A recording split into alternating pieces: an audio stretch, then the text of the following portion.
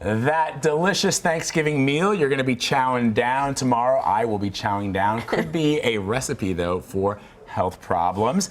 A typical holiday spread can top 4,500 calories, Anne-Marie. That is more than twice the average daily recommended total. It's even worse when you consider the fat. We're talking about more than 3 times the suggested daily amount. I consider the fat every day when I look at myself. For more, return to CBS News medical contributor Dr. David Agus. You're joining us to be a Debbie Downer, are you? Oh, come on, no.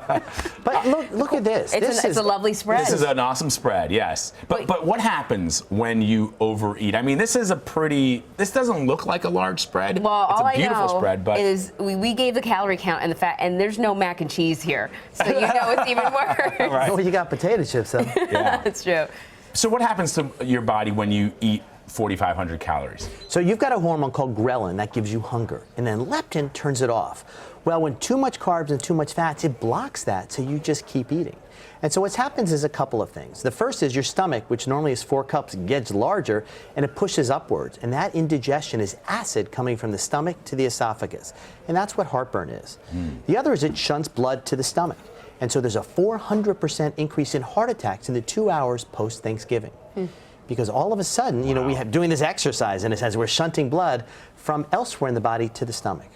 Wow, an increase in heart attacks, that's kind of scary. Yeah. So the thing about Thanksgiving, though, is it kind of turns eating into a bit of an Olympic sport, right? It's one of the things we look forward to. Like, this is the time that we can just let it go. Chow. So how can we enjoy Thanksgiving without skimping too much on it? Well, there's this old word. It's called moderation.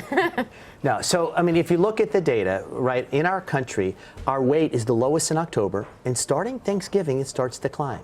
And it hits its peak in January. Then it takes 5 months to get back to baseline. Sounds about right. So obviously that's critical. Don't skip a meal. Don't say, listen, I'm not going to eat on Wednesday for Thanksgiving. Eat breakfast the morning of. Drink water beforehand. If you can, try to have your meal earlier so you don't have to go to bed with a full stomach. That's certainly not good for one's health. And, you know, stick to some of everything. You know, I love what's on the plate, but cut back the portions a little bit, and it helps. And then put some exercise in. Don't do it right after you work. You know, because you're shunting blood to your stomach to metabolize. You go out and run around, it's going to shunt blood to your muscles, and then you'll get nauseous, and you could actually throw up. That's not good. What about what I do, which is drives my mother crazy, but I come in and I just eat all the protein. I eat a lot of turkey, I eat a lot of ham, her stuffed mushrooms. I don't eat the stuffing, I don't eat pie, I don't eat all this other carbs. So I'm basically low carb on Thanksgiving.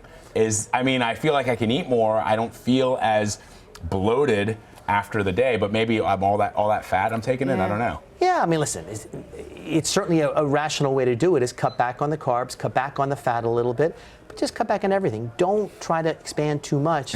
Not necessarily good. You know, one of the great myths of Thanksgiving is tryptophan. We're all talking there's tryptophan in turkey, that's why we get tired. Right. Well, if you look at the data, it doesn't, because you get fatigue. It's eating a lot that does. I was going to say, because every time I eat a night, that's why I rarely eat at work, Anne-Marie, because if I eat at work, I get sleepy. So at home, whenever I have a nice meal, I'm sitting on the couch, and next thing I know, it's 3 hours later, and South Park is on. I don't know what happened. So it's not the tryptophan. No, it's an amazing evolutionary thing, right? You eat a lot, your body's using all its energy to metabolize, so it gets tired. You didn't have to go out and hunt again.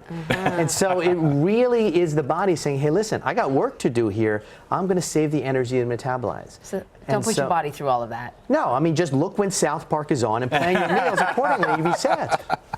Dr. David Agus, this is so great. Thank you so much for stopping by. Have a great holiday, guys. Happy holidays.